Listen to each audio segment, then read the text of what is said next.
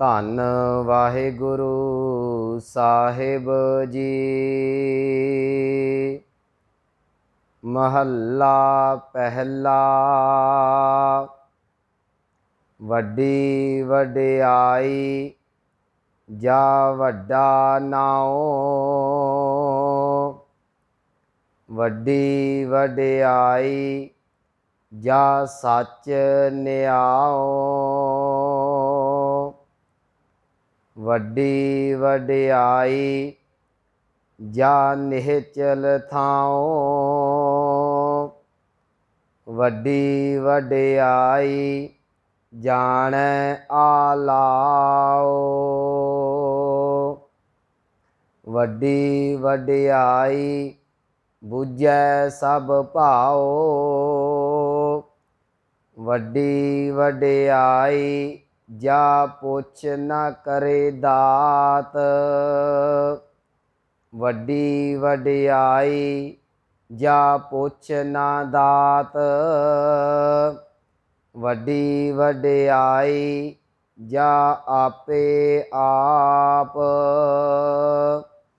ਨਾਨਕ ਕਾਰ ਨਾ ਕਥਨੀ ਜਾਏ। ਕੀਤਾ ਕਰਨਾ ਸਰਬ ਰਜ਼ਾਏ। ਵਾਹਿਗੁਰੂ ਜੀ ਕਾ ਖਾਲਸਾ ਵਾਹਿਗੁਰੂ ਜੀ ਕੀ ਫਤਿਹ। ਪਰਮ ਸਨਮਾਨਯੋਗ ਸਤਿਗੁਰੂ ਗੁਰੂ ਗ੍ਰੰਥ ਸਾਹਿਬ ਮਹਾਰਾਜ ਜੀ ਦੀ ਪਾਵਨ ਹਜ਼ੂਰੀ ਦੇ ਅੰਦਰ ਸੁਭਾਏਮਾਨ ਸਤਸੰਗੀ ਜਨੋ ਵਡਭਾਗੇ ਹੋ, ਜੋ ਸਤਿਗੁਰਾਂ ਦੀ ਰਹਿਮਤ ਬਖਸ਼ਿਸ਼ ਹਾਸਲ ਕਰ ਰਹੇ ਜੇ। ਚੱਲ ਰਹੀ ਲੜੀਵਾਰ ਆਸਾ ਕੀ ਦੀਵਾਰ ਪਾਵਨ ਵਿਚਾਰ।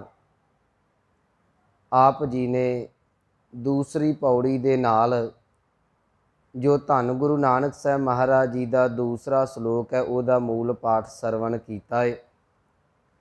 ਕੱਲ ਪਹਿਲਾ ਸ਼ਲੋਕ ਇਹਦਾ ਆਪਾਂ ਵਾਚਿਆ ਸੀ ਕਿ ਹੇ ਪਾਤਸ਼ਾਹ, ਤੂੰ ਜੋ ਵੀ ਸ੍ਰਿਸ਼ਟੀ ਦੇ ਉੱਤੇ ਸਾਜਿਆ ਹੋਇਆ ਹੈ ਜਾਂ ਸ੍ਰਿਸ਼ਟੀ ਜਾਂ ਖੰਡ ਬ੍ਰਹਿਮੰਡ ਸਾਜੇ ਨੇ, ਇਹ ਸਾਰੇ ਕੁਝ ਹੀ ਸੱਚ ਹੀ ਤੂੰ ਸਾਜਿਆ ਹੋਇਆ ਹੈ।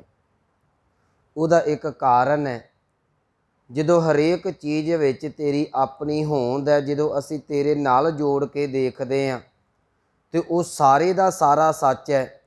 ਜਿੱਥੋਂ ਤੂੰ ਦੂਰ ਹੋ ਜਾਣਾ ਹੈ, ਸਤਿਗੁਰੂ ਕਹਿਣਗੇ ਉਹ ਝੂਠ ਤੇ ਉਹ ਕੱਚਾ ਤੇ ਨਕੱਚ ਬਣ ਕੇ ਰਹਿ ਜਾਂਦਾ ਹੈ। ਅੱਜ ਸਤਿਗੁਰੂ ਗੁਰੂ ਨਾਨਕ ਸਾਹਿਬ ਮਹਾਰਾਜ ਜੀ ਦਾ ਅਗਲੇਰਾ ਸ਼ਲੋਕ ਸਤਿਗੁਰੂ ਕਹਿਣ ਲੱਗੇ ਕਿ ਭਲਿਆ ਪਰਮਾਤਮਾ ਨੇ ਸਾਰਾ ਕੁਝ ਸਾਜਿਆ, ਇਹ ਇੱਕ ਉਹਦੀ ਵਡਿਆਈ ਹੈ। ਉਹਦੇ ਦੀਪ ਲੋ ਸਾਜੇ ਹੋਏ ਸੱਚ ਨੇ, ਇਹ ਉਹਦੀਆਂ ਵਡਿਆਈਆਂ ਨੇ। ਲੋਕ ਆਪਣੀ ਰਸਨਾ ਦੇ ਨਾਲ ਉਹਦੀਆਂ ਪਤਾ ਨਹੀਂ ਕਿੰਨੀਆਂ ਕੁ ਵਡਿਆਈਆਂ ਕਰਦੇ ਨੇ। ਸੱਚੀ ਗੱਲ ਇਹ ਹੈ, ਵਡਿਆਈ ਕਰਨ ਵਾਲਾ ਇੱਕ ਦਿਨ ਵਡਿਆਈ ਕਰਦਾ ਕਰਦਾ ਵਡਿਆਈ ਵਾਲੇ ਦੇ ਵਿੱਚ ਅਭੇਦਤਾ ਹੋ ਜਾਵੇਗਾ, ਪਰ ਉਹਦੀਆਂ ਵਡਿਆਈਆਂ ਦਾ, ਉਹਦੀਆਂ ਰਹਿਮਤਾਂ ਦਾ ਅੰਤ ਨਹੀਂ ਪਾਇਆ ਜਾਣਾ। ਉਹਦੇ ਪਰਮਾਤਮਾ ਦੇ ਘਰ ਦੀਆਂ ਸਿਫਤਾਂ ਦਾ, ਉਹਦੀਆਂ ਸਹੂਲਤਾਂ ਦਾ ਅੰਤ ਨਹੀਂ। ਅਸੀਂ ਰੋਜ਼ ਬਚਨ ਵੀ ਪੜ੍ਹਦੇ ਹਾਂ ਕਿ ਅੰਤ ਨਾ ਸਿਫਤੀ ਕਹਿਣ ਨਾ ਅੰਤ। ਉਹਦੀਆਂ ਸਿਫਤਾਂ ਦਾ, ਉਹਦੀਆਂ ਵਡਿਆਈਆਂ ਦਾ ਕੋਈ ਅੰਤ ਨਹੀਂ।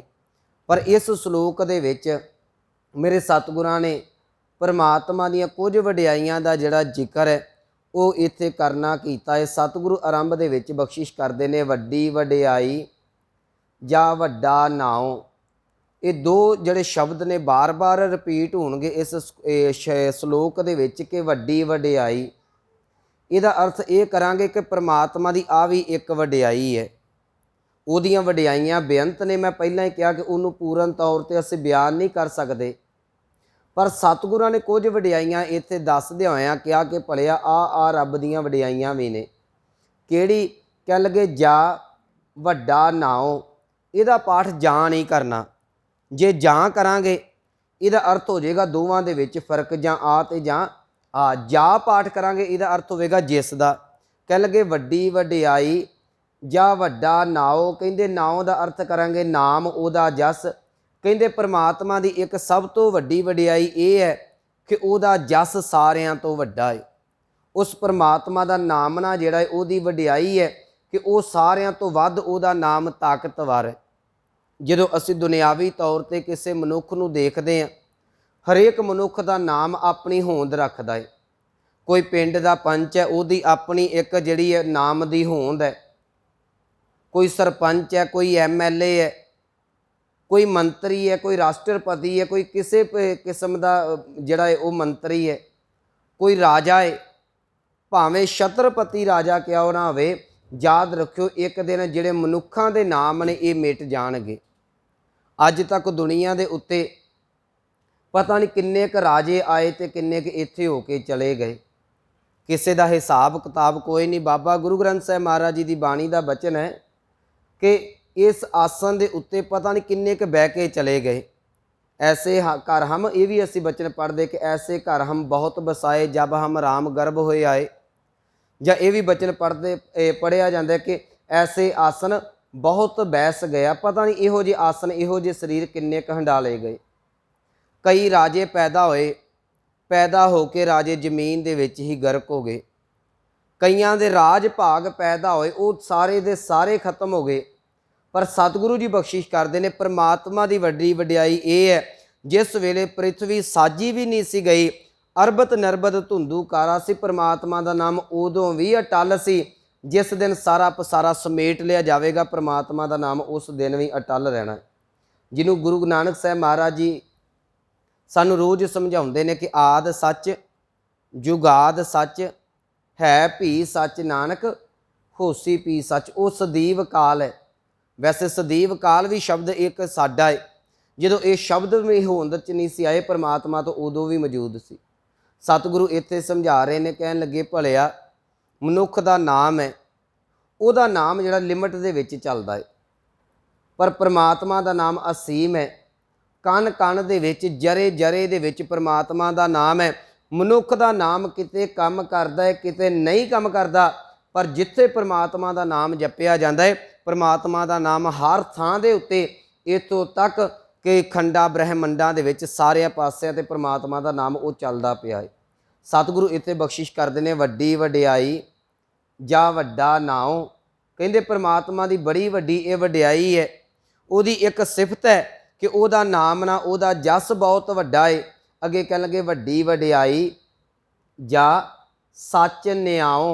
न्याओ का अर्थ है इंसाफ। कहंदे परमात्मा की एक वड्याइयां चों ये भी वड्याई है कि परमात्मा के घर का इंसाफ बिल्कुल अटल है। अज कई बारी जो मनुख इंसाफ करता है, साडियां अदालतां इंसाफ करदियां ने, माफ़ करना जे जज नूं ना किसी तरीके खरीदिया जाए तो थावां ते जिहड़े जज बदल के फैसला अपने हक च करा लिया जाता है।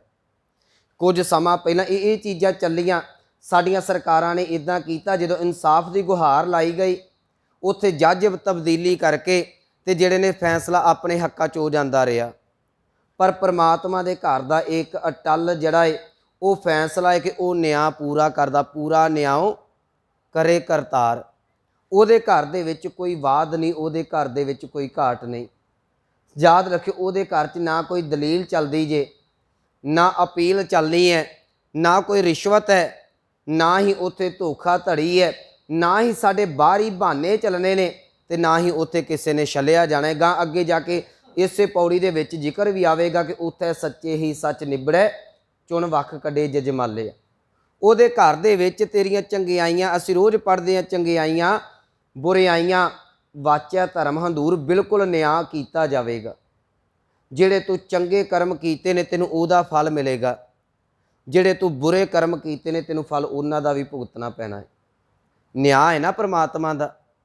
याद रखियो संसारिक तौर पर असी किसी की बांह फड़ते हैं, किसी की हैल्प की जाती, करन वाला जिहड़ा है वो हैल्प कर गया, जिहदी कीती गई उन्हें तुहाडा जिहड़ा सी कदर ना पाई, समा पा के गल भुला लई।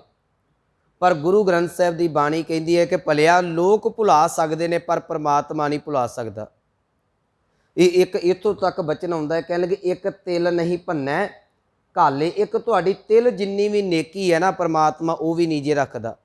उहदे घर दा पूरा न्याय, तुहानूं जिहड़े चंगे कर्म ने उन्हां दा भी फल परमात्मा देंदा है, ते जिहड़े साडे माड़े कर्म ने उन्हां दा भी फल परमात्मा देंदा है। साडा संसार इस चीज़ नूं समझदा नहीं। आ साडी जिहड़ी आदत बन चुकी है, ये आम एक कहावत वरती जाती रही कि यह जग मिठा अगला किन्ने डिठा। यदि आड़ हेठ लोगों ने इन्ने क पाप किए रब नूं भुला के रख दिता। पर याद रखियो जिस वेले रब दा इंसाफ का कुंडा चलदा है उत्थे फिर कोई नहीं बख्शिया जाता। परमात्मा हरेक नूं जिहड़ा है उहदे कर्मां दे मुताबक जिहड़ा उहदा फल जिहड़ा वो देंदा है, वो जीव नूं भुगतना पैंदा है। सो सतगुरु इत्थे बख्शिश करते हैं, कहण लगे वड्डी वडियाई परमात्मा दे घर दी ये बड़ी तगड़ी वडियाई है। जा सच न्याओ उहदे घर दा जिहड़ा न्याय है वो बिल्कुल सच का अर्थ करांगे अटल है, उन्होंने टालिया नहीं जा सकता। दुनियावी ना जिहड़े ने उन्होंने इंसाफा नूं रोकिया जा सकता है। जे मनुख ये गल किते समझ लवे ना, मुश्किल सानू इस गल की जो असीं धर्म की दुनिया च पुण्य करते हैं, साडा मन कहता कि मैनूं इहदा फल मिलेगा, ये रब दे घर दा न्याय। पर जदों मनुख पाप करता है ये भुल जाता है कि मैनूं परमात्मा ने इहदा फल भी देना है।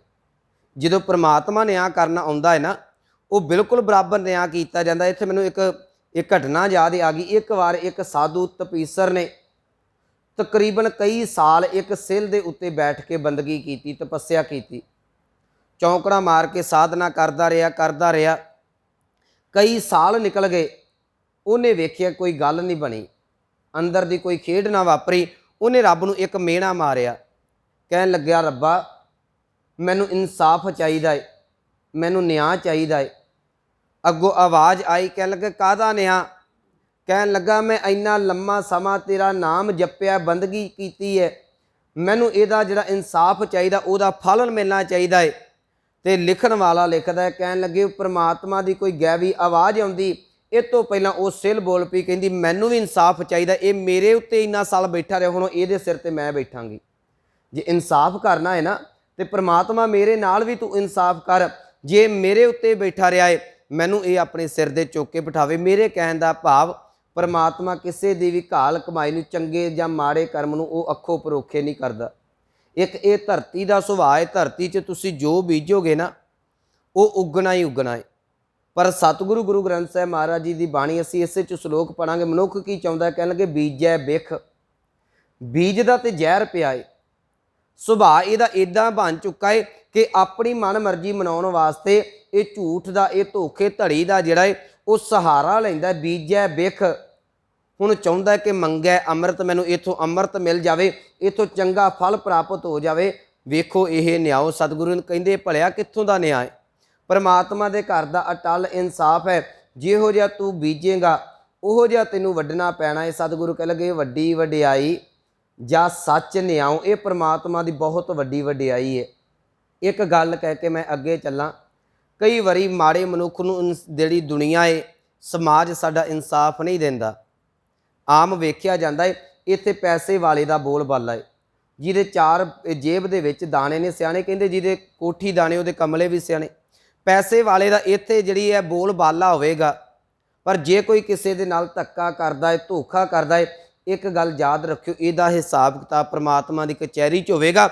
इत्थे समाज तुहानूं झूठा पा सकदा है, पर परमात्मा की कचहरी दे विच उत्थे तुहानूं सच्चे नूं सच ते झूठ नूं झूठ कह के एक पासे कर दिता जाएगा।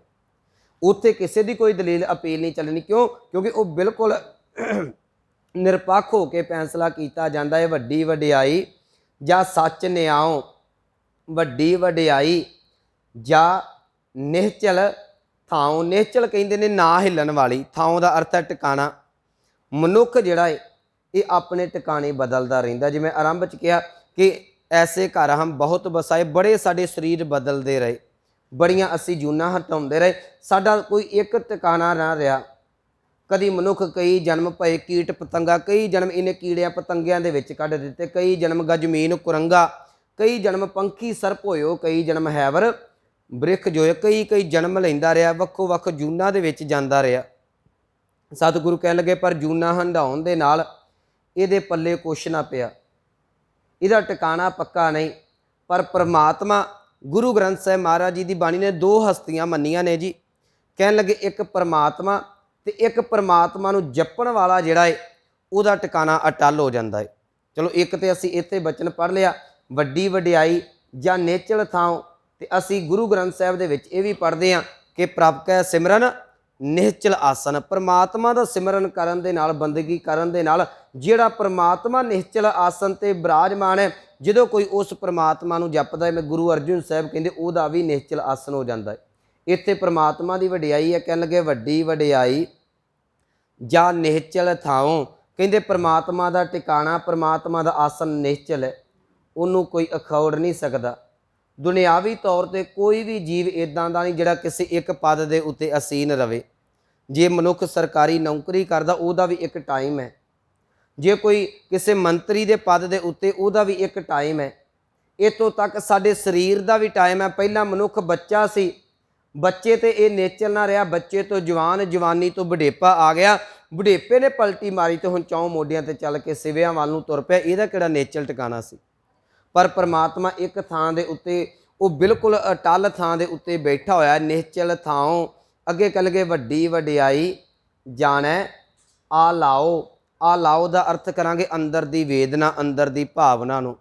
कहन लगे जे परमात्मा दा निहचल थां है ना, एक उहदी वडियाइयां चों ये भी वडियाई है भी एक गल मन च चेता रखी, तेरे अंदर दी वेदना जिहड़ी है, तेरे अंदर दियां अरदासां वो परमात्मा सुनदा पिया है। वड्डी वडियाई जाने आ लाओ, वड्डी वडियाई बुझै सब भाओ। भाओ का अर्थ हुंदा प्रेम, इत्थे अर्थ करांगे वेदना, अंदर दी पीड़ा। कहन लगे परमात्मा दी एक ये भी वडियाई है, वो सारे दे अंदर दे हालातां नूं जानदा पिया। मैं ये दो पंक्तियां इकट्ठियां तुहाडे नाल अर्ज करनियां चाहुंदा। एक सतगुरां कहा जाने आ लाओ, वो तेरे अंदर दी वेदना, अंदर दी भाषा जिहड़ी उहनूं समझदा पिया है, अंदर दी बोली नूं समझदा है, अलाप दा जो तूं। दूजी गल है तेरा रब दे नाल कित्थे अंदर टिकिया होया, तेरे अंदर प्रेम किन्ना क है, तेरे अंदर दी नीयत की कहंदी है, परमात्मा उन्नूं भी जानदा पिया। सतगुरु गुरु ग्रंथ साहिब महाराज जी की बाणी दे विच ये अरदास दीयां कुछ वणगियां ने। ये भी गल कही गई कि तू अरदास करनी है तो दोए कर जोड़ करो अरदास, दो हथ जोड़ के अरदास कर। साडी सिख रहत मर्यादा ने सानू अरदास का नमूना तैयार करके दिता। ये अरदास जिहड़ी है हर एक सिख जिहड़ा वो बोल के करे। पर गुरु ग्रंथ साहिब की बाणी कहती है भलिया तेरे अंदर की वेदना है ना, जदों तू गुरु का ध्यान धरदा है, अंदर की वेदना तेरे अंदर तो लैके बुल्लां ते आउण तो पहलां रब दे घर पहुँच जाती है।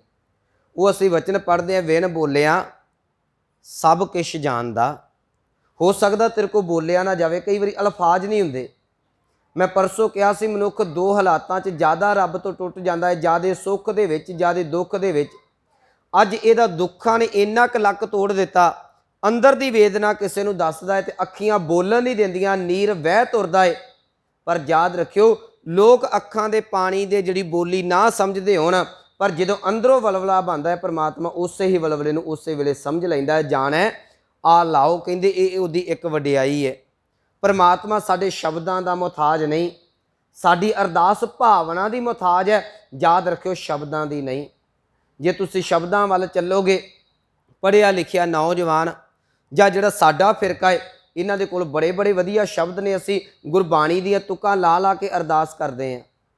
पर एक पासे वो है जिहड़ा अंदर बैठा होया, अंदरों अपनी वेदना गुरु दे चरनां दे विच रखदा ते वो भी प्रवान हो जाती है। गुरु अर्जुन साहिब महाराज जी के जीवन की एक साखी मैं तुहाडे नाल सांझी कर देना। सतगुरु गुरु अर्जुन साहिब महाराज जी के चरनां दे विच एक सिख आया, इहदा नाम सी भाई बुद्धू। आण के कहन लगा दाता मैं नवा कारोबार शुरू करना है, तुसी कृपा करियो कारोबार नवा इहदे विच बरकतां पायो, इहदे विच रहमतां पायो, मैं इट्टां दा भट्ठा जिहड़ा वो शुरू करना चाहुंदा।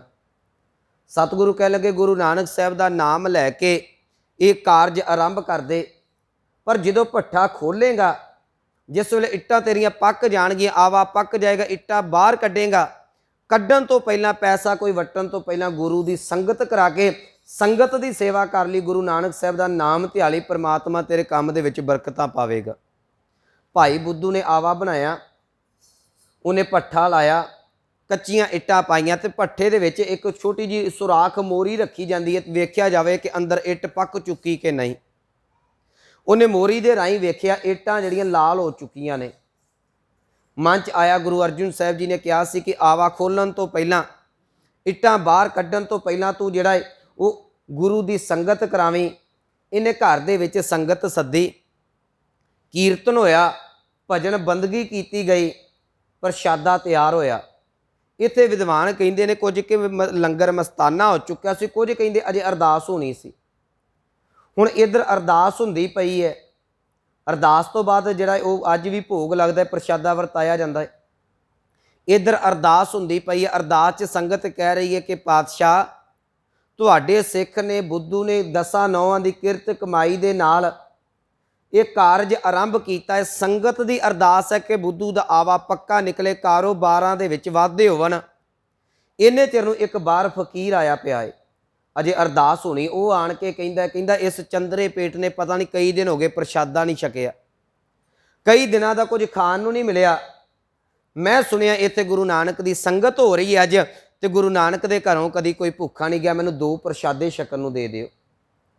उत्थे जिहड़े दरबार जिहड़े बाहर खलोते हुए सन सेवादार, उन्होंने भजाया, कहन लगे नहीं अजे अरदास होनी है, बाद प्रशादा मिलेगा, तेनों बाद वरता देंगे। अज भी साडे थावां ते हुंदा है ना, मैं एक बारी कहा सी, अज भी साडे लंगर जिहड़े ने पहलां साडी रिश्तेदारी साडी फैमिली खांदी है, गरीब नूं बाद च दित्ता जांदा, जिहदे वास्ते लंगर सी। लंगर तो लोड़वंदां वास्ते सी, पर अज भी सारियां थावां भावें घर च होवे भावें गुरु घर च होवे, लंगर बाद दे विच गरीबां नूं दित्ता जांदा है। पहलां साडा टब्बर भुगतना चाहीदा है।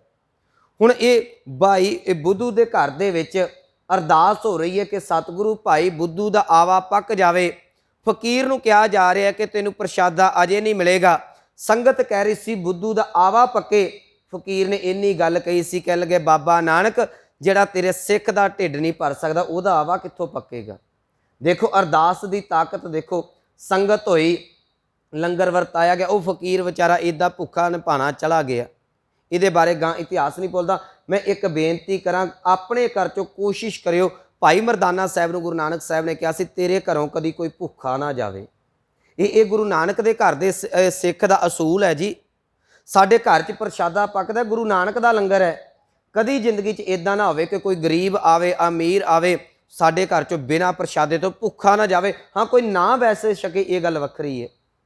संगत हो गई, भाई बुद्धू ने वेख्या कि संगत की असीसा मिल गई ने, इन्हें आवा जिहड़ा सी खोलिया, वेखदा इट्टां कच्चियां दियां कच्चियां रह गईयां, हक्का बक्का रह गया। मेरे नाल बनिया कि इट्टां पक्कियां नहीं, मैनूं ते घाटा पवेगा। मैं करजा लैके पैसे चुक के काम शुरू किया सी, मैं मारिया जावांगा।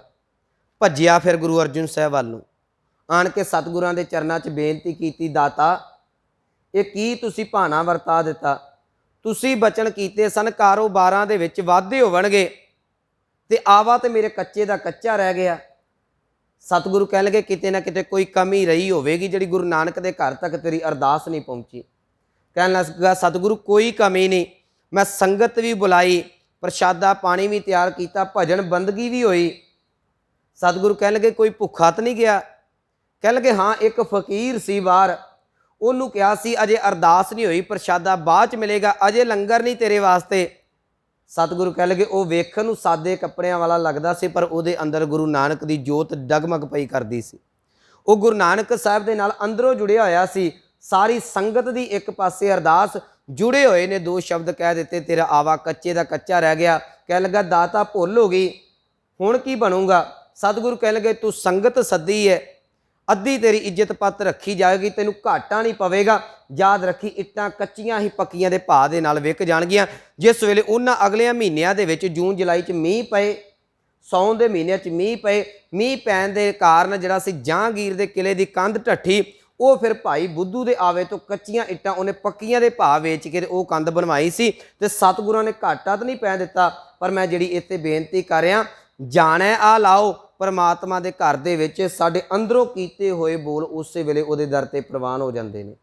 एक पासे सारे रल के कह रहे हैं, एक पासे एक जुड़िया होया निमाणे जे सिख ने कहा। इत्थे सतगुरु कह लगे ये उहदी वड्डी वडियाई है, वो इंसाफ करता है। वड्डी वडियाई जाणै आ लाओ, वो तेरे अंदर दा आलाप, तेरे अंदर दी वेदना, तेरे अंदर दी अरदास नूं पहचानदा पिया है। ते सतगुरु गुरु ग्रंथ साहिब दी बाणी ने कहा कि भलिया जे तू अपने अंदर की पीड़ा किसी को दसनी है ना, तो बाहरी तौर पर किसी के नाल ना सांझी करें। समाज का एक पक्ष है जी, तुसी समाज नूं सुख दसोगे, वो समा पा के तुहाडे तो जैलस फील करेगा। ਤੁਸੀਂ ਸੁੱਖ ਬਾਰੇ ਦੱਸੋਗੇ ਨਾ, ਮੈਨੂੰ ਪ੍ਰਮਾਤਮਾ ਨੇ ਆਹ ਦਿੱਤੀ, ਆਹ ਦਿੱਤੀ, ਆਹ ਦਿੱਤੀ, ਬਾਅਦ 'ਚ ਤੁਹਾਡੇ ਤੋਂ ਜੈਲਸੀ ਰੱਖੇਗਾ। ਜੇ ਕਿਸੇ ਨੂੰ ਅੰਦਰ ਦੇ ਦੁੱਖ ਦੱਸੋਗੇ, ਬਾਹਰ ਜਾ ਕੇ ਤੁਹਾਡੀ ਬਗਦੋਈ ਕਰੇਗਾ, ਬਦਨਾਮੀ ਕਰੇਗਾ। ਸਤਿਗੁਰਾਂ ਨੇ ਕਿਹਾ ਜੇ ਤੂੰ ਅੰਦਰ ਦੀ ਘੁੰਡੀ ਵਾਲੀ ਗੱਲ ਕਰਨੀ ਹੈ, ਸੁੱਖ ਆਉਂਦਾ ਹੈ ਗੁਰੂ ਕੋਲ ਆ, ਦੁੱਖ ਆਉਂਦਾ ਹੈ ਗੁਰੂ ਕੋਲ ਆ। ਉੱਥੇ ਸਤਿਗੁਰਾਂ ਦੇ ਬਚਨ ਹੈ, ਜੀ ਕੀ ਗੋਹਜ ਗੱਲ, ਬੜੀ ਡੂੰਘੀ ਗੱਲ ਜਿਹੜੀ ਹੈ, ਜੀ ਕੀ ਗੋਹਜ ਗੱਲ ਕੀਜੈ ਗੁਰ ਪਾਸ। ਕਹਿੰਦੇ ਗੁਰੂ ਦੇ ਨਾਲ ਜਾ ਕੇ ਆਪਣੀ ਵੇਦਨਾ ਸਾਂਝੀ ਕਰੀ, ਕਿਉਂਕਿ ਗੁਰੂ ਪਰਦੇ ਪਾਉਂਦਾ ਹੈ, ਪਰਦੇ ਚੁੱਕਦਾ ਨਹੀਂ ਕਦੇ ਵੀ। ਸਤਿਗੁਰੂ ਇੱਥੇ ਸਮਝਾ ਰਹੇ ਨੇ, ਉਹ ਅੰਦਰ ਦੀ ਵੇਦਨਾ ਨੂੰ ਜਾਣਦਾ ਪਿਆ, ਵੱਡੀ ਵਡਿਆਈ ਉਹਦੇ ਘਰ ਦੀ ਇਹ ਵਡਿਆਈ ਹੈ। ਜਾਣੈ ਆ ਲਾਓ ਵੱਡੀ ਵਡਿਆਈ, ਬੁੱਝੈ ਸਭ ਭਾਓ। ਦੂਜੀ ਮੈਂ ਬੇਨਤੀ ਕਰਾਂ, ਕਈ ਵਾਰੀ ਸਾਡੇ ਸ਼ਬਦ ਬੜੇ ਸੁਭਾਅ ਭਾਵ ਵਾਲੇ ਹੁੰਦੇ ਨੇ, ਕਿਉਂਕਿ ਕਈ ਥਾਵਾਂ ਤੇ ਗ੍ਰੰਥੀ ਸਿੰਘ ਅਰਦਾਸ ਕਰਦੇ ਨੇ। ਹੁਣ ਸਾਡੀਆਂ ਅਰਦਾਸਾਂ ਪੈਸੇ ਦੇ ਹਿਸਾਬ ਦੇ ਨਾਲ ਹੈ। ਜਦੋਂ ਤੇ ਮੁੱਠ 'ਚ ਤੁਸੀਂ ਰੁਪਈਆ 100 ਦੇ ਦਿੱਤਾ, ਅਰਦਾਸ ਦੀ ਵੰਨਗੀ ਹੋਰ ਹੋਵੇਗੀ, ਸੱਚੀ ਗੱਲ ਹੈ। ਰੁਪਈਆ 500 ਆ ਗਿਆ, ਅਰਦਾਸ ਦੇ ਨਾਲ ਵਿਸ਼ੇਸ਼ਣ ਵੱਧ ਲੱਗਦੇ ਜਾਣਗੇ। ਜਦੋਂ 1000 2000 ਹੋ ਗਿਆ, ਬੰਦਾ ਅੱਤ ਦਾ ਨਖੇਧ ਹੋਵੇ, ਉਹਨੂੰ ਗੁਰਮੁਖ ਬਣਾ ਕੇ ਤੇ ਰੱਬ ਦੇ ਘਰ 'ਚ ਪ੍ਰਵਾਨ ਕਰਾ ਦਿੱਤਾ ਜਾਂਦਾ ਹੈ। ਪਰ ਸਤਿਗੁਰੂ ਗੁਰੂ ਨਾਨਕ ਸਾਹਿਬ ਅੱਜ ਕਹਿ ਰਹੇ ਨੇ, ਕਹਿਣ ਲੱਗੇ ਬੁੱਝਿਆ ਸਭ ਭਾਓ। ਤੇਰਾ ਅੰਦਰ ਕਿੱਥੇ ਖਲੋਤਾ ਹੋਇਆ ਹੈ?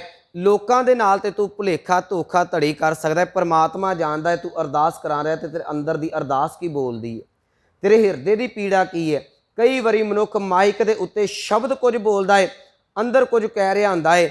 ਯਾਦ ਰੱਖਿਓ, ਸ਼ਬਦ ਲੋਕ ਸੁਣਦੇ ਨੇ, ਪਰਮਾਤਮਾ ਅੰਦਰ ਦੀ ਵੇਦਨਾ ਸੁਣਦਾ ਜੀ। ਕਈ ਵਾਰੀ ਮਨੁੱਖ ਕਹਿ ਦਿੰਦਾ ਮੇਰੀ ਸੁਣੀ ਨਹੀਂ ਗਈ, ਮੈਂ ਬੜੀਆਂ ਅਰਦਾਸਾਂ ਕਰਾਈਆਂ।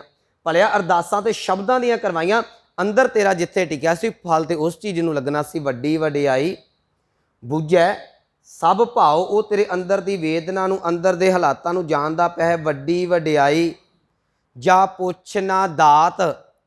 ਕਹਿਣ ਲੱਗੇ ਪ੍ਰਮਾਤਮਾ ਦੀ ਇਹ ਸਭ ਤੋਂ ਵੱਡੀ ਇੱਕ ਇਹ ਵੀ ਵਡਿਆਈ ਹੈ ਕਿ ਜਦੋਂ ਉਹ ਕਿਸੇ ਨੂੰ ਦਾਤ ਦਿੰਦਾ ਤੇ ਉਹ ਕਿਸੇ ਦੇ ਨਾਲ ਸਲਾਹ ਮਸ਼ਵਰਾ ਨਹੀਂ ਜੇ ਕਰਦਾ। ਬੀਓ ਪੂਛਣਾ ਮਸਲਤ ਧਰੈ, ਜੋ ਕਿਛ ਕਰੈ ਸੋ ਆਪੇ ਕਰੇ। ਅੱਜ ਸਾਡੇ ਘਰਾਂ ਦਾ, ਸਾਡੇ ਸਮਾਜ ਦਾ ਸਿਸਟਮ ਹੈ, ਘਰ ਦੇ ਵਿੱਚ ਵੀ ਕਿਸੇ ਰਿਸ਼ਤੇਦਾਰ ਦੇ ਕੋਲ ਜਾਣਾ ਹੈ, ਬਾਪ ਬੱਚਿਆਂ ਦੇ ਕੋਲ ਪੁੱਛਦਾ, ਬੱਚੇ ਬਾਪ ਦੇ ਕੋਲ ਕਈ ਵਾਰੀ ਪੁੱਛਦੇ ਨੇ। ਪਰਿਵਾਰ 'ਚ ਫੈਸਲਾ ਸਲਾਹ ਕੀਤੀ ਜਾਂਦੀ, ਆਹ ਕੰਮ ਇੱਦਾਂ ਕਰਨਾ, ਕਰ ਦਈਏ ਜਾਂ ਨਾ ਕਰੀਏ। ਕਿਸੇ ਗਰੀਬ ਦੀ ਝੋਲੀ ਭਰਨੀ ਹੈ, ਭਰ ਦਈਏ ਜਾਂ ਨਾ ਭਰੀਏ। ਪਰ ਪਰਮਾਤਮਾ ਨਹੀਂ ਜੇ ਪੁੱਛਦਾ। ਸਤਿਗੁਰੂ ਕਹਿ ਲੱਗੇ ਵੱਡੀ ਵਡਿਆਈ ਜਾਂ ਪੁੱਛਣਾ ਦਾਤ। ਕਿਉਂ ਨਹੀਂ ਪੁੱਛਦਾ? ਕਿਉਂਕਿ ਵੱਡੀ ਵਡਿਆਈ ਜਾਂ ਆਪੇ ਆਪ, ਉਹਨੂੰ ਕਿਸੇ ਨੂੰ ਪੁੱਛਣ ਦੀ ਲੋੜ ਵੀ ਨਹੀਂ ਪੈਂਦੀ, ਉਹਦੇ ਵਰਗਾ ਹੈ ਹੀ ਕੋਈ ਨਹੀਂ, ਉਹ ਆਪੇ ਹੀ ਆਪ ਹੈ ਸਾਰਾ ਕੁਝ। ਉਹ ਆਪੇ ਦਾਤਾ ਹੈ, ਆਪੇ ਭੁਗਤਾ ਹੈ, ਆਪੇ ਦਾਤਾਂ ਦਿੰਦਾ ਹੈ। ਮੈਂ ਕੱਲ ਵੀ ਜ਼ਿਕਰ ਕੀਤਾ ਸੀ ਕਿ ਦੇ ਲੈਸੈ ਜਿੰਦ ਕਵਾਓ, ਆਪ ਹੀ ਜਿੰਦ ਪਾ ਦਿੰਦਾ ਤੇ ਆਪ ਹੀ ਉਹ ਜਿੰਦ ਕੱਢ ਲੈਂਦਾ ਹੈ। ਕਿਸੇ ਨੂੰ ਚਿੱਠੀ ਨਹੀਂ ਲਿਖਦਾ ਕਿ ਮੈਂ ਬੰਦਾ ਮਾਰਾਂ ਜਾਂ ਨਾ ਮਾਰਾਂ, ਮੈਂ ਇਹਨੂੰ ਜਨਮ ਦੇਵਾਂ ਜਾਂ ਨਾ ਦੇਵਾਂ। ਜੋ ਕਰਦਾ ਹੈ ਪਰਮਾਤਮਾ ਆਪ ਹੀ ਕਰਦਾ, ਇਸੇ ਕਰਕੇ ਉਹਨੂੰ ਦਾਤਾ ਕਿਹਾ ਜਾਂਦਾ ਹੈ। ਸਤਿਗੁਰੂ ਜੀ ਬਖਸ਼ਿਸ਼ ਕਰਦੇ, ਕਹਿ ਲਗੇ ਵੱਡੀ ਵਡਿਆਈ ਜਾਂ ਪੁੱਛਣਾ ਦਾਤ। ਤੇ ਗੁਰੂ ਗ੍ਰੰਥ ਸਾਹਿਬ ਨੇ ਕਿਹਾ ਜੇ ਤੂੰ ਮੰਗਣਾ ਹੀ ਹੈ ਤੇ ਗੁਰੂ ਕੋਲੋਂ ਮੰਗੀ, ਜਿਹੜਾ ਦਾਤ ਦੇ ਕੇ ਕਦੀ ਜਿਹੜਾ ਤੈਨੂੰ ਜਿਤਾਉਂਦਾ ਕੋਈ ਨਹੀਂ। ਮਨੁੱਖ ਦੇ ਕੋਲੋਂ ਅਸੀਂ ਹੈਲਪ ਲੈਨੇ, ਉਹ ਦੱਸੇਗਾ ਨਾ, ਬਾਰ-ਬਾਰ ਤੁਹਾਨੂੰ ਸੁਣਾਵੇਗਾ ਮੈਂ ਆਹ ਕੀਤਾ ਸੀ ਤੇਰੇ ਲਈ, ਆਹ ਕੀਤਾ ਸੀ। ਪਰ ਪਰਮਾਤਮਾ ਦਾਤਾਂ ਦਈ ਜਾਂਦਾ ਹੈ। ਮਨੁੱਖ ਲੈ ਲੈ ਕੇ ਥੱਕ ਜਾਂਦਾ, ਕਦੀ ਇੱਕ ਵਾਰ ਵੀ ਰੱਬ ਨੇ ਨਹੀਂ ਗਿਣਾਇਆ ਭਲਿਆ ਮੈਂ ਤੈਨੂੰ ਆਹ ਦਿੱਤਾ, ਤੂੰ ਮੇਰੇ ਲਈ ਕੀ ਕੀਤਾ। ਦਿੰਦਾ ਦੇ, ਲੈਂਦੇ ਥੱਕ ਪਾਏ। ਅਸੀਂ ਥੱਕ ਗਏ ਨਾ। ਮਨੁੱਖ ਦੇ ਦੰਦ ਘਸ ਜਾਂਦੇ ਨੇ ਪਰ ਪਰਮਾਤਮਾ ਦਾ ਭੰਡਾਰੇ ਨਹੀਂ ਮੁੱਕਦੇ। ਸਾਡੇ ਪੈਰ ਚੱਲ ਚੱਲ ਕੇ ਘਟ ਜਾਂਦੇ, ਘਸ ਜਾਂਦੇ ਨੇ, ਸਰੀਰ ਸਾਥ ਛੱਡ ਜਾਂਦਾ ਹੈ, ਪਰ ਉਹਦੀਆਂ ਦਾਤਾਂ ਦਾ ਅੰਤ ਨਹੀਂ ਪਾਇਆ ਜਾਂਦਾ। ਜਦੋਂ ਪਰਮਾਤਮਾ ਦਾਤ ਦੇਣ ਤੇ ਆਉਂਦਾ ਹੈ ਤੇ ਭਗਤ ਰਵਿਦਾਸ ਜੀ ਕਹਿੰਦੇ ਉਹ ਕਈ ਵਾਰੀ ਭਿਖਾਰੀਆਂ ਨੂੰ ਵੀ ਜਿਹੜਾ ਇੰਨੀ ਕੁ ਝੋਲੀ ਭਰ ਦਿੰਦਾ ਹੈ, ਉਹਨਾਂ ਸਿਰ ਦੇ ਉੱਤੇ ਛਤਰ ਝੁਲਾ ਦਿੰਦਾ। ਐਸੀ ਲਾਲ ਤੁਝ ਬਿਨ ਕੌਣ ਕਰੇ, ਜਾਂ ਪੁੱਛਣਾ ਦਾਤ ਐਸੀ ਲਾਲ ਤੁਝ ਬਿਨ ਕੌਣ ਕਰੇ। ਗਰੀਬ ਨਿਵਾਜ ਗੁਸਾਈਆਂ ਮੇਰਾ ਮਾਥੈ ਛਤਰ ਧਰੇ। ਜਿਹਦੇ ਕੋਲ ਰਾਤ ਸੌਂਦਾ ਸੀ ਤੇ 2 ਵਕਤ ਦੀ ਰੋਟੀ ਨਹੀਂ ਸੀ, ਸਵੇਰੇ ਉੱਠਿਆ ਤੇ ਰੱਬ ਨੇ ਪਾਤਸ਼ਾਹੀਆਂ ਬਖਸ਼ ਦਿੱਤੀਆਂ। ਜਾ ਕੀ ਛੋਤ ਜਗਤ ਕੋ ਲਾਗੈ, ਤਾ ਪਰ ਤੂੰ ਹੀ ਢਰੈ। ਕਹਿ ਲਗੇ ਨੀਚੋਂ ਊਚ ਕਰੈ, ਮੇਰਾ ਗੋਬਿੰਦ ਕਾਹੂ ਤੇ ਨਾ ਡਰੈ। ਉਹ ਕਿਸੇ ਕੋਲੋਂ ਨਹੀਂ ਡਰਦਾ, ਉਹ ਕਿਸੇ ਨੂੰ ਪੁੱਛਦਾ ਨਹੀਂ। ਵੱਡੀ ਵਡਿਆਈ ਜਾਂ ਪੁੱਛਣਾ ਦਾਤ, ਵੱਡੀ ਵਡਿਆਈ ਜਾਂ ਆਪੇ ਆਪ। ਜੇ ਕਿਤੇ ਰੱਬ ਪੁੱਛਣ ਲੱਗ ਪਏ ਨਾ, ਮੈਨੂੰ ਮਾफ़ ਕਰਨਾ, ਅਸੀਂ ਤੇ ਸਕੇ ਭਰਾ ਨੂੰ ਭੁੱਖਾ ਮਾਰ ਦਈਏ ਫੜ ਕੇ। ਜੋ ਅੱਜ ਸਾਡਾ ਸੁਭਾਅ ਚੱਲਦਾ ਹੈ ਨਾ, ਅਸੀਂ ਸਾਹਮਣੇ ਵਾਲੇ ਦੇ ਮੂੰਹ 'ਚ ਰੋਟੀ ਦੀ ਬੁਰਕੀ ਨਾ ਜਾਣ ਦਈਏ। ਇਹ ਪਰਮਾਤਮਾ ਦੀਆਂ ਰਹਿਮਤਾਂ ਨੇ ਕਿ ਅਕਿਰਤ ਘਰਾਂ ਨੂੰ ਵੀ ਉਹ ਪਾਲਦਾ ਪਿਆ ਹੈ, ਕਿਉਂਕਿ ਉਹ ਆਪਣੇ ਫੈਸਲੇ ਖੁਦ ਪਿਆ ਕਰਦਾ ਹੈ। ਵੱਡੀ ਵਡਿਆਈ ਜਾਂ ਆਪੇ ਆਪ। ਅੱਗੇ ਸਤਿਗੁਰੂ ਕਹਿ ਲਗੇ ਨਾਨਕ ਕਾਰ ਨਾ ਕਥਨੀ ਜਾਏ। ਕੁਝ ਸਤਿਗੁਰੂ ਕਹਿ ਲਗੇ ਪਾਤਸ਼ਾਹ ਤੇਰੀਆਂ ਵਡਿਆਈਆਂ ਦੱਸ ਦਿੱਤੀਆਂ। ਕਾਰ ਦਾ ਅਰਥ ਹੈ ਕੰਮ, ਪਰ ਤੂੰ ਕਿੰਨੇ ਕੰਮ ਪਿਆ ਕਰਦਾ, ਜਿਹੜੀਆਂ ਤੇਰੀਆਂ ਵਡਿਆਈਆਂ ਨੇ ਉਹ ਕਥਨ, ਉਹ ਬਿਆਨ ਨਹੀਂ ਕੀਤੀਆਂ ਜਾ ਸਕਦੀਆਂ। ਨਾਨਕ ਕਾਰ ਨਾ ਕਥਨੀ ਜਾਏ, ਕੀਤਾ ਕਰਨਾ ਸਰਬ ਰਜ਼ਾਏ। ਕਹਿੰਦੇ ਜੋ ਤੂੰ ਕਰਦਾ ਹੈ ਉਹ ਆਪਣੀ ਰਜ਼ਾ ਦੇ ਵਿੱਚ, ਆਪਣੇ ਹੁਕਮ ਦੇ ਵਿੱਚ ਆਪ ਪਿਆ ਕਰਦਾ ਹੈ। ਤੇਰੇ ਕੰਮ ਦੇ ਵਿੱਚ ਨਾ ਕੋਈ ਦਖਲ ਅੰਦਾਜ਼ੀ ਦੇ ਸਕਦਾ ਤੇ ਨਾ ਕੋਈ ਦੇਣ ਜੋਗਾ ਹੈ, ਕਿਉਂਕਿ ਉਹ ਆਪੇ ਆਪ ਸਾਰਾ ਕੁਝ ਕਰਦਾ ਪਿਆ ਹੈ। ਤੇਰੀਆਂ ਵਡਿਆਈਆਂ ਕੋਈ ਮਨੁੱਖ ਪੂਰਨ ਤੌਰ ਤੇ ਬਿਆਨ ਨਹੀਂ ਕਰ ਸਕਦਾ। ਅਖੀਰ ਤੇ ਕਹਿ ਲਗੇ ਨਾਨਕ ਕਾਰਨਾ ਕਥਨੀ ਜਾਏ। ਇਹ ਕੁਝ ਵਡਿਆਈਆਂ ਗਿਣਾ ਕੇ, ਇਹ ਪ੍ਰਮਾਤਮਾ ਦੇ ਘਰ ਦੇ ਬਾਰੇ ਗੱਲ ਦੱਸ ਕੇ, ਇਹ ਰਹਿਮਤ ਹੈ ਗੁਰੂ ਨਾਨਕ ਸਾਹਿਬ ਦੀ। ਸਾਰਾ ਕੁਝ ਦੱਸ ਵੀ ਦਿੱਤਾ ਤੇ ਇਹ ਵੀ ਕਹਿ ਦਿੱਤਾ ਪਾਤਸ਼ਾਹ ਮੈਂ ਕੀ ਬਿਆਨ ਕਰ ਸਕਦਾ। ਜਿਵੇਂ ਜਪਜੀ ਸਾਹਿਬ ਦੇ ਵਿੱਚ ਵੀ ਕਿਹਾ ਨਾ, ਅਸੰਖ ਵਾਲੀਆਂ 3 ਪੌੜੀਆਂ ਅਸੀਂ ਪੜ੍ਹਦੇ ਹਾਂ, ਸਾਰਾ ਜ਼ਿਕਰ ਕਰਕੇ ਸਤਿਗੁਰੂ ਕਹਿੰਦੇ ਨੇ ਕਿ ਵਾਰਿਆ ਨਾ ਜਾਵਾ, ਏਕ ਵਾਰ ਜੋ ਤੁਧ ਭਾਵੈ, ਸਾਈ ਭਲੀ ਕਰ ਤੂੰ ਸਦਾ ਸਲਾਮਤ। ਮੈਂ ਕੀ ਉਹਦੇ ਬਾਰੇ ਕਹਿ ਸਕਦਾ ਹਾਂ, ਮੈਂ ਕੁਛ ਨਹੀਂ ਬਿਆਨ ਕਰ ਸਕਦਾ। ਇਹੋ ਸਤਿਗੁਰੂ ਇੱਥੇ ਨਿਰਮਾਨਤਾ ਵਿਖਾ ਰਹੇ ਨੇ, ਉਹਦੀਆਂ ਵਡਿਆਈਆਂ ਦੱਸ ਕੇ ਵੀ ਕਹਿ ਲਗੇ ਪਾਤਸ਼ਾਹ ਤੇਰੀ ਕੰਮ, ਤੇਰੀ ਕਾਰ ਨੂੰ ਕੋਈ ਬਿਆਨ ਨਹੀਂ ਕਰ ਸਕਦਾ। ਕਿਉਂ? ਕਿਉਂਕਿ ਜੋ ਤੂੰ ਕਰਦਾ ਹੈ ਆਪਣੇ ਹੁਕਮ ਅਨੁਸਾਰ, ਆਪਣੇ ਅਸੂਲਾਂ ਦੇ ਮੁਤਾਬਕ, ਆਪਣੀ ਰਜ਼ਾ ਦੇ ਵਿੱਚ ਆਪ ਹੀ ਕਰਦਾ ਹੈ। ਨਾਨਕ ਕਾਰਨਾ ਕਥਨੀ ਜਾਏ, ਕੀਤਾ ਕਰਨਾ ਸਰਬ ਰਜ਼ਾਏ। ਉਹਦੀ ਰਜ਼ਾ ਦੇ ਵਿੱਚ ਉਹਨੇ ਸੰਸਾਰ ਪੈਦਾ ਕੀਤਾ ਹੋਇਆ ਹੈ। ਉਹਦੀ ਰਜ਼ਾ ਦੇ ਵਿੱਚ ਪਰਮਾਤਮਾ ਦਾ ਨਾਮ ਜਪ ਕੇ ਮਨੁੱਖ ਪਰਮਾਤਮਾ ਤੱਕ ਅਭੇਦ ਹੁੰਦਾ ਹੈ। ਕਿਵੇਂ ਉਹਦੀ ਗਾਂ ਰਜ਼ਾ ਚੱਲਦੀ, ਇਹਦਾ ਜ਼ਿਕਰ ਧੰਨ ਗੁਰੂ ਅੰਗਦ ਦੇਵ ਮਹਾਰਾਜ ਜੀ ਅਗਲੇਰੇ ਸ਼ਲੋਕ ਦੇ ਵਿੱਚ ਕਰਨਗੇ, ਜਿਹਦੀ ਵਿਚਾਰ ਕੱਲ੍ਹ ਨੂੰ ਸਾਂਝੀ ਕੀਤੀ ਜਾਵੇਗੀ। ਇੰਨੀਆਂ ਬੇਨਤੀਆਂ ਪ੍ਰਵਾਨ, ਹੋਈਆਂ ਭੁੱਲਾਂ ਗਲਤੀਆਂ ਦੀ ਖਿਮਾ। ਆਓ ਪਾਵਨ ਪੰਕਤੀਆਂ ਦਾ ਜਾਪ ਸਰਵਣ ਕਰਕੇ ਸਮਾਪਤੀ ਕਰੀਏ। ਨਾਨਕ ਕਾਰ ਨਾ ਕਥਨੀ ਜਾਏ, ਕੀਤਾ ਕਰਨਾ ਸਰਬ ਰਜ਼ਾਏ। ਵਾਹਿਗੁਰੂ ਜੀ ਕਾ ਖਾਲਸਾ, ਵਾਹਿਗੁਰੂ ਜੀ ਕੀ